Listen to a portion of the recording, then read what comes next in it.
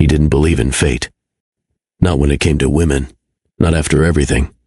So when Soren Blackwood stepped into that school auditorium, he didn't expect to feel anything but detached obligation.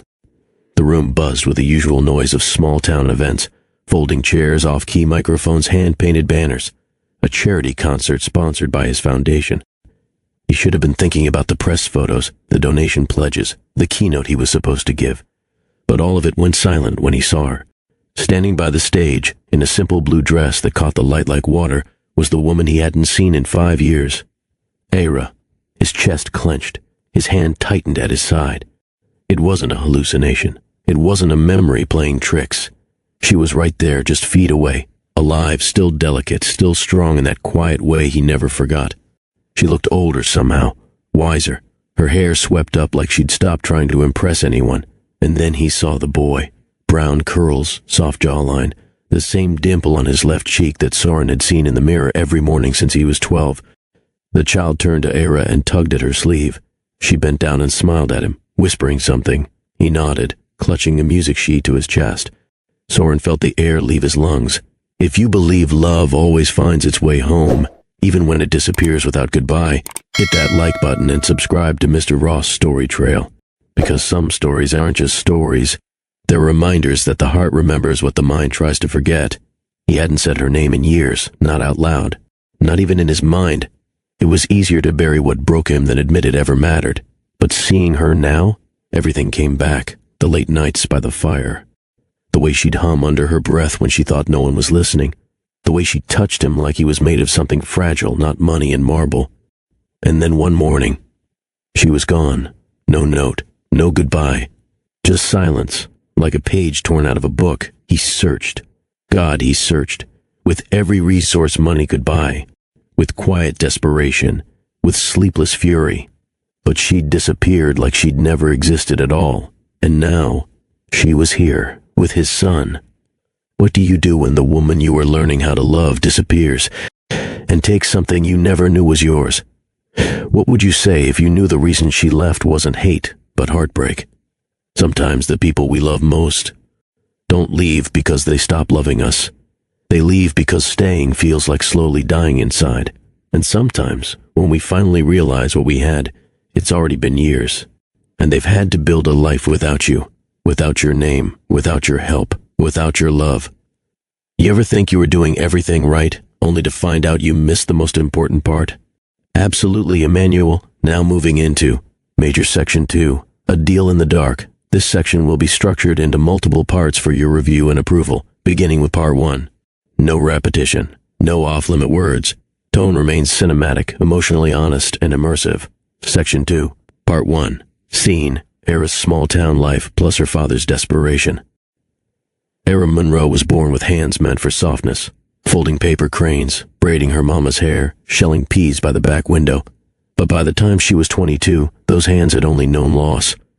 Her mama had passed when she was 8, too kind for this world, some said. The kind of woman who could turn silence into a lullaby and turn cornbread into a reason to smile. Eira's father had once been a good man, too, a quiet mechanic who read books he never finished and smelled of motor oil and cheap soap. But after her mother's death, something hollow settled behind his eyes. Like the light went out and never found its way back in. Debt came slowly at first, then all at once. One layoff, one bad loan, a string of bets he swore he could win back. By the time Eira realized how deep they were, the phone had stopped ringing, the landlord had stopped asking, and the men who came knocking weren't there to talk. She remembered the night clearly. The house was cold, empty. She was sitting on the porch steps in her brother's old hoodie, sipping tap water from a cracked mug when her father came outside. He didn't look at her when he said it. "You'll be taken care of. He's rich. You won't have to worry about food, clothes, none of this." Her heart dropped, but she didn't flinch. "What did you do?" she asked quietly. "You'll live better than we ever could. Just do this for me, for the family, for survival." The silence that followed wasn't angry. It wasn't screaming or tears. It was surrender. Not because she agreed, not because she forgave, but because she'd already learned by then. In this world, a woman's no doesn't always mean she gets to stay. It happened 2 nights later. No goodbye, no ceremony. Just headlights cutting through the gravel and a black car waiting by the mailbox like it had always been there. Era stood by the screen door with a duffel bag she'd packed herself. 1 sweater, 3 dresses, a framed photo of her mama wrapped in a dish towel. Her father didn't meet her eyes. He handed a manila envelope to the driver, no words exchanged, and walked back inside like she was nothing more than a package that had finally been shipped. She slid into the back seat without being told. The leather was cold, too smooth. It smelled like money and silence. No one spoke for hours. They drove through the edge of Tennessee past gas stations and flickering motel signs, until even the stars gave up on trying to shine. Era didn't cry. She didn't look out the window. Her hands stayed folded in her lap like she was in church, praying for a service that would never end. By sunrise, the sky turned the pale color of old paper, and New York stood up in the distance like a warning. The car slowed as it entered private gates so tall they made the world on the other side feel irrelevant. Blackwood Estate. The mansion wasn't loud. It didn't brag. It loomed. Stone walls, black iron balconies, columns wrapped in vines that had long since stopped blooming. It looked like a place where laughter used to live, but hadn't been welcome in years. A woman in a dark suit greeted her at the door with the warmth of a voicemail. "You'll be staying in the East Wing. Mr. Blackwood's instructions are simple. Don't leave the property, don't invite guests, and don't expect conversation." She was led through hallways too wide, under chandeliers that swung without a breeze. Every step echoed. Every room looked like a magazine spread, gorgeous, untouched, lifeless. Her bedroom was beautiful. Lavender walls, a canopy bed too large for one person, a fireplace trimmed with gold, and yet it was the loneliest room Era had ever seen. She sat on the edge of the mattress, took out her mother's photo, and whispered, "I'm still yours, even here." It started with cornbread. Era found flour in the farthest cabinet. It was expired, but only by a week. The eggs were fresh. The cast iron skillet had dust on the handle, but it still held heat like it remembered better days. She didn't ask permission. Didn't ask anyone what she was allowed to touch. She just baked. The smell drifted down polished hallways, cutting through the quiet like a memory. And for the first time since she arrived, the house felt less like a vault and more like something that had once been lived in. No one commented. Not the staff. Not the housekeeper. Not even the man she'd been sent to marry. But the next morning, the skillet was clean and set back in place. The days fell into rhythm. She read by the tall windows, her fingers tracing the same pages over and over. She hummed softly in the kitchen, rearranged books on shelves that hadn't been touched in years, watered plants that had no reason left to grow. Soren Blackwood noticed. He never said so, never acknowledged her directly, but he stopped working past midnight. He came home for dinner, ate in silence, yes, but still came home. Once she caught him standing in the doorway, watching her hum to herself while washing dishes. He didn't speak, just lingered, then left. He was cold but not cruel. Reserved but not heartless. She learned his footsteps by sound alone, the way his shoes clicked against the floor near the study, the pause before he entered a room, the sigh he gave when he thought no one was listening. He was used to silence. She brought a different kind. It was a Thursday when she appeared. Era had just set down a tray of tea in the sitting room when the front door opened without a knock. The heels hit the marble floor like they belonged there. Sharp, confident steps that didn't hesitate. A perfume followed. Rich, deliberate, meant to announce power before words ever had to. Callista Vale didn't look around as she entered. She knew the place too well. Her coat was the kind people wore to gallery openings, her hair perfect without being soft. She looked at Era, just once, and offered a small smile. Polite, dismissive. "I'll take it from here," she said to the housekeeper, though her eyes never left Era. That evening the dining table sat 3, but only 2 spoke. Callista recounted a new project in Singapore, a meeting with board investors, a conversation she'd had with someone named Andre, all in a voice that danced effortlessly between charm and control. Soren nodded occasionally, responded in short sentences, never once glanced at Era. Era said nothing. She passed the bread. She poured the wine. She disappeared into the wallpaper. Later, she found herself in the music room, fingers grazing the piano keys she rarely touched. She didn't play, not yet, just sat with her thoughts. She was never meant to be here, she knew that, but the silence that used to feel manageable now cut differently. It wasn't just quiet, it was cold. The fire was already lit when Era walked in. She hadn't planned to find him there. Soren stood by the mantel, one hand wrapped around a glass, untouched. He didn't move when she entered, just looked over, quiet but aware. His suit jacket was gone, his sleeves rolled, hair slightly undone like the day had taken more from him than he'd let on. "I didn't mean to intrude," she said softly. "You're not—" Silence settled between them, but not the same kind as before. This one felt heavier, full of everything that hadn't been said at dinner, everything that had changed since she first stepped into his world. Era sat down on the edge of the long couch, keeping her hands in her lap. She didn't look at him directly, only at the flames, how they moved freely in a place where everything else felt controlled. "Is she someone important to you?" she asked carefully. "Callista," he responded, then paused. She was, once another pause, then, "She still thinks we are—" That admission carried more weight than he probably meant to give it. He ran a hand through his hair and finally looked at her. "You don't speak much," he said. "You don't listen much," she answered without malice. A faint smile tugged at the corner of his mouth. Not mockery, not smugness, just recognition. "Why haven't you left?" he asked. Era's eyes drifted toward the fire again. She wanted to say it was because of duty, because of the contract, because she had nowhere else to go. But what came out was the truth, because leaving is easy. Staying hurts more. Soren's glass lowered. He sat down beside her, not close, not touching, but near enough that she could feel the heat of his presence. "You don't have to be afraid of me," he said after a long silence. "I'm not," she whispered. "I'm afraid of what I feel." He looked at her then, not like a CEO, not like a man protecting an empire, but like a man trying to protect the one thing he didn't understand yet, hope. If you've ever loved someone who changed you without trying, hit that like button. Stories like this deserve to be heard.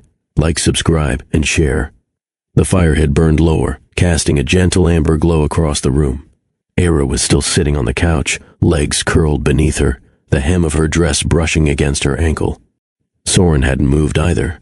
They sat in silence, but this time, it didn't feel awkward. It felt necessary. He leaned forward, resting his forearms on his knees, staring into the flickering light like it might answer questions he was too afraid to ask. "You changed this place," he murmured. Era glanced at him. "How?" It used to echo, now it breathes. She didn't know what to say to that, so she didn't. Instead, she stood slowly and walked to the bookshelf, running her fingers along the titles. Some had never been opened, some had spines softened by time. She reached for one just as Soren stood behind her. Their hands brushed. It wasn't dramatic. It wasn't choreographed. It was quiet, almost unintentional. But it stopped them both. Era turned slowly to face him, and for the first time, he didn't look away. His eyes weren't cold. They weren't unreadable. They were afraid. "What is this?" she asked, her voice barely above a whisper. He didn't answer.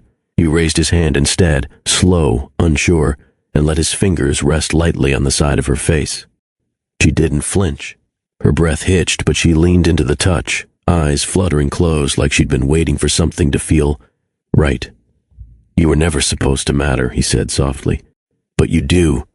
Era's breath trembled against his fingertips. Soren didn't speak again. He just leaned forward, not forcefully, not with assumption, but like a man afraid he might wake up and find her gone again. Their lips met in a way that didn't try to impress or dominate. It was a question answered, a truth acknowledged, soft, lingering, real. She responded with a small step forward, letting the book fall from her hand. It thudded softly against the rug, forgotten. Her fingers found the fabric of his shirt, the collar, the edge of a button, gripping it like she needed something to hold on to. Something steady. Soren kissed her deeper, but not with hunger, with reverence. Every move was careful, not rushed, as if he feared if he moved too fast, she might slip through his hands again. Era felt herself melt into him, not just physically, but emotionally, like the last wall she'd held up had finally collapsed without a fight. When he pulled back, his forehead rested against hers. They both stood there, breathing the same breath, hearts trying to make sense of something neither of them planned for. "Do you want me to stop?" he asked, barely audible. He opened his eyes then, and something shifted in his face. A man known for deals and deadlines now stripped down to just a heartbeat and a choice. "I've never meant anything more." They moved together, slow and wordless, buttons undone with care. Sleeves slid from shoulders like petals. The firelight caught the shape of their closeness, not with drama but with grace. They sank onto the velvet cushions by the hearth, letting themselves be seen, not just touched. Fingers mapped skin. Lips traced promises not yet spoken. No masks. No demands. Just two people who'd spent their lives guarded, finally choosing to be vulnerable. Later, with her head resting on his chest, she whispered, "This doesn't feel like a deal." Soren's arm wrapped around her tighter, his thumb brushing along her shoulder. It never was. The morning after their first night together, Era woke to find Soren already gone. The sheets beside her were cool. The fireplace had long since faded into embers. She wrapped herself in his shirt, padded barefoot into the hallway, unsure what she was even looking for, maybe just confirmation that it wasn't all a dream. Down the corridor she heard voices. She paused. The door to his study was slightly ajar. Callista's tone was unmistakable, smooth, composed, like a woman used to getting answers without raising her voice. "So that's it then? You got the estate, the will's fulfilled. What happens now?" Era held her breath. Soren's voice came, steady but distant. "The agreement's done. What happens next is no longer my responsibility." A silence followed, long enough to feel like a verdict. "You never needed her," Callista added. "It wasn't about need," Soren replied. "It was about terms. That's all it ever was." Era stepped back before she heard anything more. Her throat tightened. The floor beneath her felt like it might crack open. She didn't hear him say the rest. "But I wish I had known sooner that I wanted more than terms." By then, she was already back in her room, pressing her palm against her mouth to keep from breaking. She didn't cry. She just stood there, unmoving, staring at the same dress she had arrived in. The one folded in the back of the drawer, untouched since the day her father gave her away. She didn't wait for sunrise. Long before the staff stirred, before the city even thought about waking, Era stood by the bedroom door with her bag slung over one shoulder and her heart sealed shut. She left no letter, no message, just the bare room and the ghost of something almost beautiful. Her steps were quiet but steady. Each one pulled at something deep in her chest, like invisible threads fraying with every hallway crossed. She passed the east corridor, the study, the dining room. Every space held a memory she couldn't afford to keep. By the time she reached the front door, the sky was still dark. The gate guards didn't question her. A driver pulled up as scheduled, summoned earlier by a discreet request made to the housekeeper the night before. The mansion didn't watch her go, and Soren never came to stop her. The drive out of New York was silent. Her phone remained off. She didn't want questions. She didn't want apologies that came too late. She stared out the window as the skyline faded, replaced by open roads and worn-down exits that felt both foreign and familiar. Somewhere between the third state line and the quiet ache in her stomach, she knew. The nausea wasn't stress. The tension in her body wasn't just grief. It was life, something new, something real. Her hands instinctively fell to her abdomen, flat and untouched, but suddenly sacred. She didn't speak, not to the driver, not to herself. She just leaned her forehead against the window and whispered inside her mind, "You're mine, and I'll protect you, the way no one protected me." The bus dropped her off near the old gas station on Pine Creek Road. She walked the last half-mile in boots too thin for cold gravel and a coat that barely held back the wind. The trailer she found wasn't much, a rusted roof. One working heater. No kitchen, just a hot plate and a fridge the size of a suitcase. But it was hers. No contracts, no men in suits, no one calling her a favor paid. She got a job cleaning rooms at a roadside inn, paid in cash, no questions asked. For the first few weeks, she barely left the trailer after work. Just rested, waited, watched, until the day came when she could no longer pretend. The doctor's office was small, run by a woman in her late 50s with kind eyes and a tone that made bad news feel less heavy. But this wasn't bad news. You're expecting. About 6 weeks along, give or take. Era stared at the sonogram screen, blinking back the sting in her eyes. She didn't feel ready, but she wasn't afraid. That night, sitting on her mattress with both hands over her belly, she whispered, "He may have bought a bride, but I will raise a child, not out of fear, not out of bitterness, but out of the kind of love I always prayed someone would give me." And in that small, quiet room, Ada Monroe became a mother, not by duty, not by design, by choice. Would you have stayed or walked away like Era? Tell us in the comments below. Stories like this deserve to be heard. Like, subscribe, and share. The invitation came through his assistant, a small town school concert, one of the dozens of community programs his foundation funded every year. He wasn't supposed to attend. It was symbolic at best. But that morning, something pulled him there. The school auditorium was nothing like the grand venues Soren Blackwood usually sat in. No orchestra pit, no velvet curtains, just a wooden stage, folding chairs, and children clumsily tuning their instruments. He stood near the back, nodding politely at the principal, scanning the program.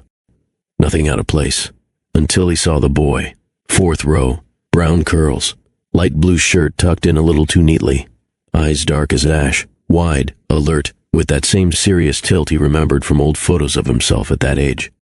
The boy turned his head slightly, laughing at something one of the teachers whispered. The sound didn't reach Soren, but the smile, that dimple. His mind froze, his body followed. Every breath he took felt shallow, forced, and then he saw her, stage left, leaning down to adjust a microphone, her hair tied back, modest earrings, a dress simple enough to disappear in, except she couldn't. Not to him. Era. She moved like nothing had changed, as if 5 years hadn't passed, as if she hadn't vanished without a trace, as if she hadn't taken everything and left a man behind who searched the world but never found peace. He stood still for what felt like an hour in a room full of motion. Teachers moving, children shuffling, parents laughing softly, phones held up, but Soren couldn't look away. She looked up once, their eyes met, the moment held, her breath caught, just barely, but her face didn't break. She looked at him with quiet strength, not fear, not panic, just truth. The applause was light, warm. Parents clapped with soft pride as the children bowed and shuffled off stage. Teachers handed out participation ribbons and waved goodbye with tired smiles. Soren didn't move. He waited until the room had mostly emptied, standing by the side doors, his hands clenched so tightly his knuckles ached. Era was speaking to a woman at the front, offering. Polite nods, collecting sheet music. The boy, Leo he had to be, lingered near the piano, swinging his legs as he sat. She turned finally and began walking toward him. Her pace didn't quicken. Her expression didn't falter. It was Soren who looked unsteady. They stopped just a few feet apart in the quiet hallway outside the auditorium. You disappeared, he said, his voice low. Era studied him. I had to. You could have called, written, anything, and said what? That I was pregnant? That I'd left without asking permission? That I didn't want to be traded back into a life I was never supposed to belong in? Soren's jaw tightened. You think that's what I would have done? I didn't know what you would have done, she replied, but I knew what I couldn't risk. He stepped closer, his voice tightening. You didn't give me the chance to be anything but what you assumed. I gave you everything I had, she said quietly. I stayed when I should have run. I loved you when I wasn't supposed to, and when I heard you say I was just a term, I walked away before I became something to resent. He closed his eyes for a moment. When he opened them, they were raw. You weren't a term. I was trying to protect what I felt, because I didn't know how to handle it. Just then, small footsteps echoed behind her. Leo peeked around her leg, looking up at Soren with mild curiosity. Mama, is this the man from your picture? The question dropped between them like a stone in water, quiet, but impossible to ignore. Era's breath hitched, but she didn't look away from Soren. Yes, she said softly. This is him. Soren looked down, his voice caught. What's your name, kid? Leo, the boy replied. Do you know my dad? Soren swallowed. I think I'm just getting to know him now. Era knelt and gently nudged Leo toward the nearby bench. Go sit, baby. I'll be there in a minute.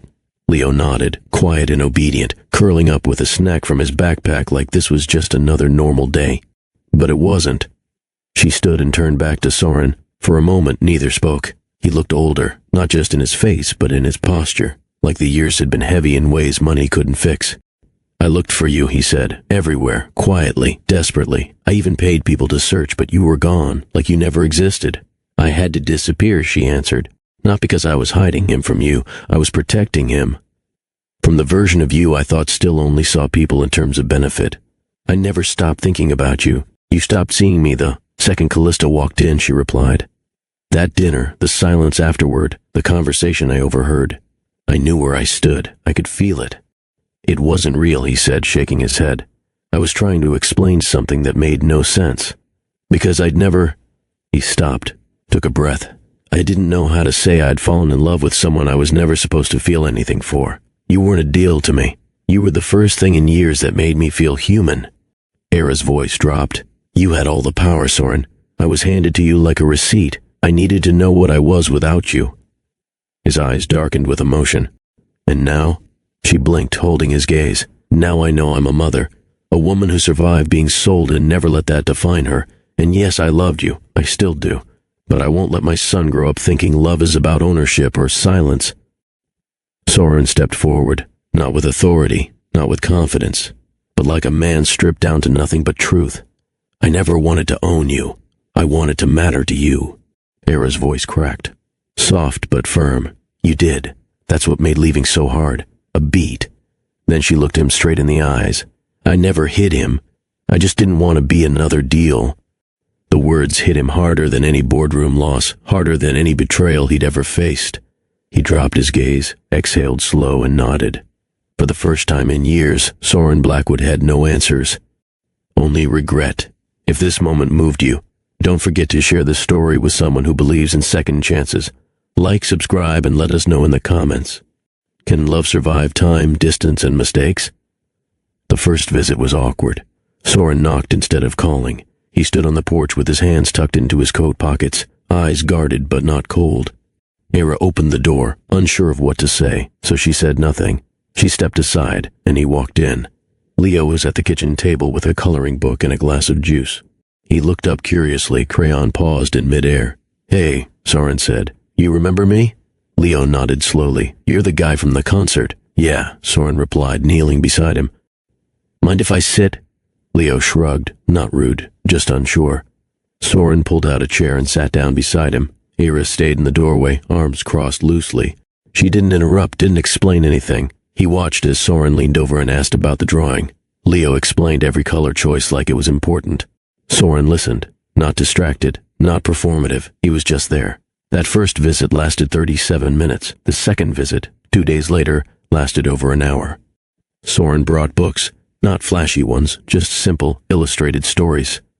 Leo let him read 2 of them aloud before correcting how he pronounced a character's name. Soren laughed and took the correction seriously. By the third visit, Leo was waiting by the window before the car even pulled in. And Era watched all of it. Not through suspicion, but caution. Her guard hadn't fully dropped. She remembered who Soren used to be, detached, self-contained, always negotiating. But this man? He brought snacks. He sat on the floor. He stayed even after bedtime and helped wash the dishes. One night, as she stood by the sink drying plates, she heard them in the next room. "Leo, did you love Mama before I was born?"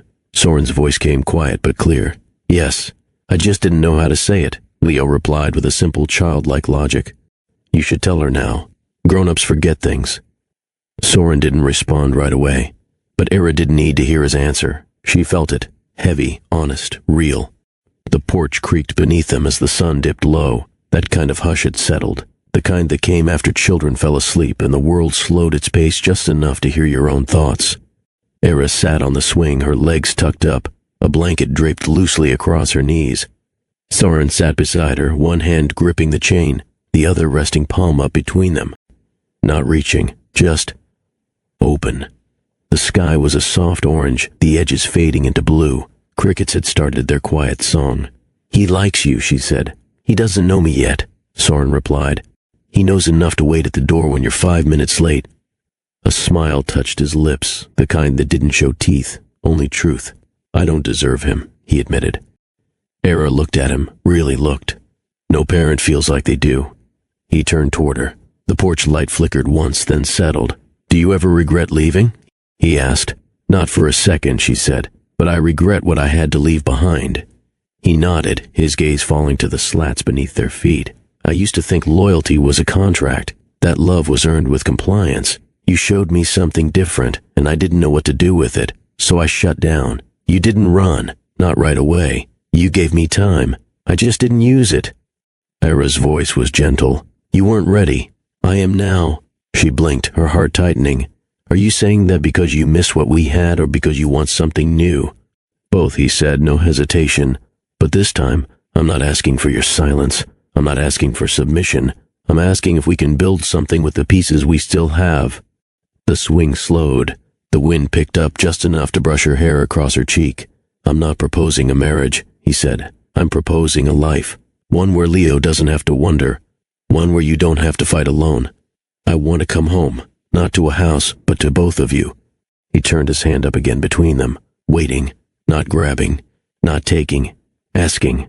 Ira looked at it for a long time, not because she doubted him, because she knew what it meant to say yes now, without fear, without old wounds deciding for her. And when her finger slid into his, it wasn't an answer of words. It was everything. The weekend that followed was the first time Soren stayed past dinner. He helped Leo build a model train set on the living room rug, reading the instructions upside down while Leo corrected him at every step. Ira watched from the kitchen, sipping tea, not interfering, just observing the kind of ease that didn't need to be explained. Later that night, Soren tucked Leo in. No cameras, no ceremony. Just a man kneeling beside a small bed, brushing hair from a boy's forehead, and whispering something that made Leo smile in his sleep. Ira stood by the doorframe, arms folded, not in defense, but in warmth. Soren joined her in the hallway, pulling the door gently behind him. They didn't speak for a moment. They didn't need to. I didn't think I'd get this, he whispered. You didn't, she replied. You earned it. They stepped outside together into the quiet night. No flash, no press, just gravel under their shoes, porch lights humming softly, and the hum of something rare, peace. They sat again on the swing, this time closer. Her head rested on his shoulder, his arm wrapped around her without claiming her. They were a family now, not by force, not by accident, by choice. Some stories aren't about fairy tales. They're about growth. They're about time. They're about what happens when people stop performing and start becoming. This story taught us 5 things. 1. Love cannot be bought or bargained. What began as a contract revealed something deeper. Love doesn't follow rules. It doesn't obey terms. It shows up in silence, grows in small gestures, and survives when the paperwork ends. 3. Children deserve truth and love. Leo wasn't raised in luxury, but in warmth. He didn't grow up around titles, but around honesty. And when the truth came, it wasn't used to punish. It was used to reconnect. 5. The heart always remembers, even after years, even through silence, even when logic says it's over. The kind of love that transforms people, it doesn't die. It waits. And maybe that's all love really is, a second chance, given freely, without terms.